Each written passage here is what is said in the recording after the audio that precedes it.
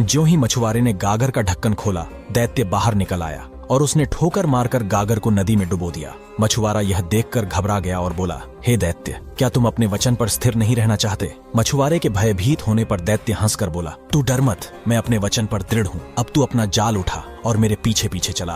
वे दोनों चलते चलते एक नगर के अंदर से निकलकर एक पहाड़ की चोटी पर चढ़ गए। फिर वहां से उतरकर एक गुप्त महल में गए। उस महल में एक तालाब दिखाई दिया जिसके चारों ओर 4 टीले थे। तालाब के पास पहुंचकर मछुआरे से दैत्य ने कहा, तू इस तालाब में जाल डाल और मछलियां पकड़। मछुआरा खुश हो गया क्योंकि तालाब में बहुत सारी मछलियां थीं। उसने तालाब में जाल डालकर खींचा तो उसमें 4 मछलियां आई जो 4 रंग की थीं, सफेद, लाल, पीली और काली। दैत्य ने कहा, तुम इन मछलियों को लेकर यहाँ के राजा के पास जाओ, वह तुझे इतना धन देगा जो तूने देखा भी ना होगा। किंतु एक बात का ध्यान रखना, तालाब में एक दिन में एक ही बार जाल डालना। यह कहकर दैत्य ने जमीन में जोर से ठोकर मारी।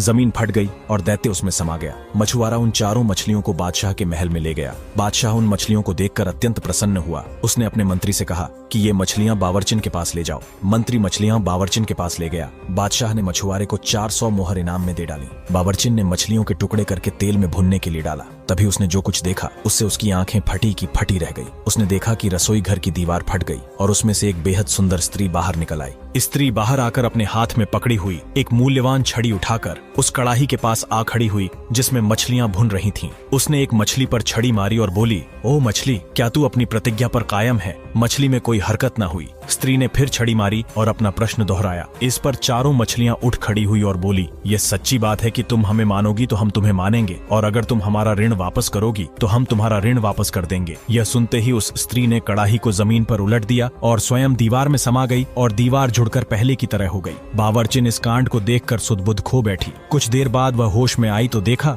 मछलियां चूल्हे के अंदर गिरकर कोयला हो चुकी हैं। वह अत्यंत दुखी होकर रोने लगी। वह सोच रही थी कि राजा को मेरी बात पर विश्वास न होगा। वह इसी चिंता में बैठी ही थी कि तभी मंत्री ने आकर पूछा कि मछलियां पक चुकी हैं या नहीं। बावर्चिन ने मंत्री को सारा हाल बताया। मंत्री को इस कहानी पर विश्वास तो न हुआ, लेकिन उसने बावर्चिन की शिकायत करना ठीक न समझा। उसने मछलियों के खराब होने का कोई बहाना बादशाह को कह दिया और मछुआरे को बुलाकर कहा कि वैसी ही 4 मछलियां और ले आओ। मछुआरे ने दैत्य से किया हुआ वादा तो उसे न बताया, लेकिन कोई और मजबूरी बता दी कि आज मछलियां क्यों नहीं ला सकता। दूसरे दिन मछुआरा फिर उस तालाब पर गया और उसी प्रकार की 4 रंगों वाली मछलियां उसके जाल में फंसी। मछलियां लेकर वह मंत्री के पास पहुंचा। मंत्री ने उसे कुछ इनाम दिया और बावर्चिन के पास मछलियां लाकर कहा कि इन्हें मेरे सामने पकाओ। बावर्चिन ने पहले दिन की तरह मछलियां काटकर तेल में डाली और जब उसने उन्हें कड़ाही में डाला तो दीवार फट गई और वही स्त्री हाथ में छड़ी लेकर दीवार के अंदर से निकली और छड़ी से एक मछली को छूकर पहले दिन वाली बात पूछी। उन 4 मछलियों ने जुड़कर सिर उठाकर वही उत्तर दिया। स्त्री ने फिर कड़ाही उलट दी और स्वयं दीवार में समा गई और दीवार फिर जुड़कर पहले जैसी हो गई। मंत्री यह सब देखकर स्तब्ध रह गया।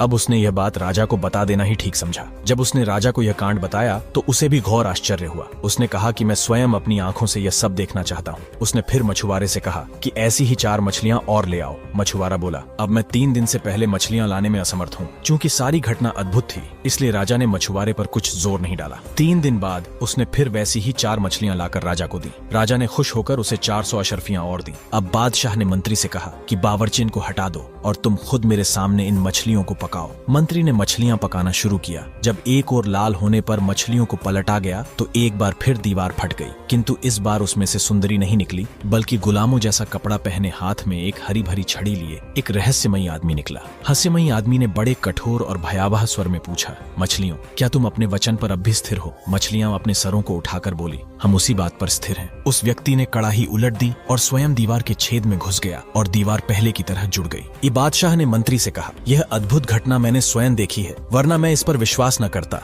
ये मछलियां भी साधारण नहीं है। मैं इस रहस्य को जानने के लिए बड़ा उत्सुक हूँ। यह कहकर उसने मछुआरे को फिर बुलवाया और उससे पूछा कि तू यह रंगीन मछलियां कहाँ से लाया था? मछुआरे ने बताया कि मैंने उसे उस तालाब से पकड़ा है जिसके चारों ओर 4 टीले हैं। बादशाह ने मंत्री से पूछा, तुम्हें मालूम है कि वह तालाब कहाँ है? मंत्री ने कहा, मैं 60 वर्ष से उस ओर शिकार खेलने जाता रहा हूँ, लेकिन मैंने ऐसा तालाब न देखा न सुना। अब बादशाह ने मछुआरे से पूछा कि वह तालाब कितनी दूर है और क्या तू मुझे वहाँ ले जा सकता है? मछुआरे ने कहा, वह तालाब यहाँ से 3 घड़ी के रास्ते पर है और मैं आपको जरूर वहाँ ले जाऊंगा। उस समय दिन कम ही रह गया था, किंतु बादशाह को ऐसी उत्सुकता थी कि उसने अपने दरबारियों और रक्षकों को शीघ्र तैयार होने की आज्ञा दी। फिर वह मछुआरे के पीछे पीछे चल दिया और उसके बताए हुए पहाड़ पर चढ़ गया। जब वह पहाड़ के दूसरी ओर उतरा तो वहाँ बड़ा विशाल वन दिखाई दिया। यह वन पहले किसी ने नहीं देखा था। फिर बादशाह और उसके साथियों ने वह वन भी पार किया और सब लोग उस तालाब के किनारे पहुंच गए जिसके चारों ओर 4 टीले थे। उस तालाब का पानी अत्यंत निर्मल था और जिन 4 रंगों की मछलियां उसे मछुआरे से मिलती थीं, वैसी अनगिनत मछलियां उस तालाब में तैर रही थीं। बादशाह का आश्चर्य और बढ़ा।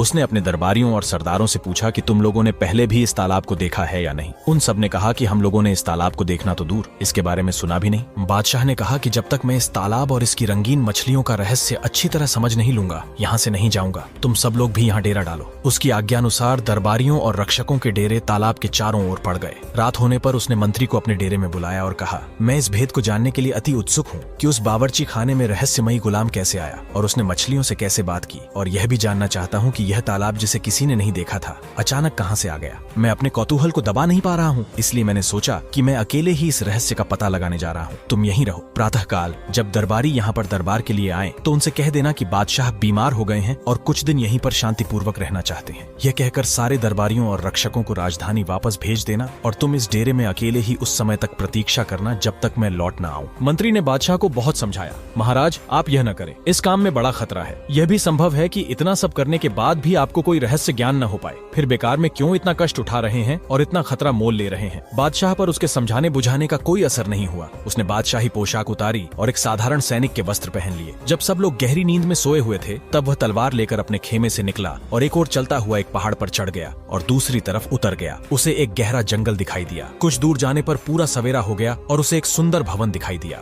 वह भवन देखकर बड़ा प्रसन्न हुआ और उसे आशा बंधी कि उसे इस जगह तालाब के रहस्य का पता चलेगा। भवन के निकट पहुंचकर उसने देखा कि वह बड़ा विशाल है और काले पत्थरों का बना है। बादशाह को विश्वास हो गया कि यहाँ उसे मनोवांछित सूचना मिलेगी। वह बहुत देर तक खड़ा हुआ भवन की शोभा निहारता रहा और फिर उसके पास चला गया। वह देख रहा था कि भवन का द्वार खुला है, फिर भी शिष्टता के नाते उसने ताली बजाई कि उसकी आवाज सुनकर कोई अंदर से आ जाए। जब कोई न आया तो उसने सांकल को खड़खड़ाया, यह सोचकर कि शायद उसकी ताली की आवाज अंदर तक नहीं पहुंची होगी। सांकल खड़खड़ाने पर भी जब कोई नहीं निकला तो बादशाह को क्रोध आया कि अजीब घर है जहां बुलाने पर भी कोई आकर नहीं पूछता। वह अंदर चला गया और जोर से पुकारा कि क्या इस भवन के अंदर कोई मनुष्य है जो एक अतिथि के रहने के लिए थोड़ा स्थान दे सके। फिर भी उसे कोई उत्तर न मिला तो उसका आश्चर्य और बढ़ा। वह घर में घुसा तो देखा कि अंदर से और भी लंबा चौड़ा मकान है, किंतु उसके अंदर कोई नहीं है। तभी उसे एक कातर आवाज सुनाई दी जैसे कोई बड़े दुख में कराह रहा हो। उसने कान धरकर सुना तो मालूम हुआ कि कोई मनुष्य रो रो कर अपनी करुण कथा कह रहा है और अपने दुर्भाग्य को कोस रहा है। बादशाह ने उस कमरे का पर्दा उठाया जिसमें से यह आवाज आ रही थी। उसने देखा कि एक नवयुवक सिंहासन जैसी किसी ऊंची चीज पर राजसी वस्त्र पहने बैठा है और करुण स्वर में विलाप कर रहा है। बादशाह ने उसके निकट जाकर सलाम किया तो युवक बोला,